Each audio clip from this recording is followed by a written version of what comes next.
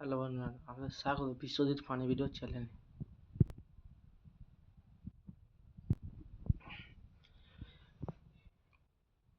লায়লন Messi যখন হয়েছিল, Messi কলকাতাতে ল্যান্ড করলো, ঠিক আছে সব কিছু। বাইরের রাজ্যে কোনো কিচ্ছু হলো না। বাইরের রাজ্যে ফুটবল নিয়ে মেসি কিক মারছে, এ করছে, ওখানে কোনো কিচ্ছু হলো না। আমাদের এখানে এসে, আমাদের যুববাড়ি স্টেডিয়ামে এসে, আমাদের এখানে এসে আমাদের কি বাজে বাজে ডিসকাউন্টের আবার জিনিসটা হচ্ছে। অন্য অন্য জায়গায় সিগনেচার করে দিচ্ছে, এইসব করে দিচ্ছে, কিন্তু আমাদের এখানে এরমভাবে হলো কেন? এটা কি কোনো একটা আইনত ঠিক? এক একটা টিকিটের দাম 5 থেকে 10,000 টাকা, 20,000 টাকা, দেখতে গেছে লোকে।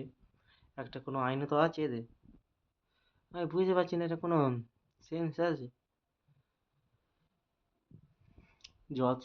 দর্শকরা গেছে টিকিট কেটে দেখার জন্য, কয়েক কোটি টাকা দিয়ে নিয়েছে দর্শকরা।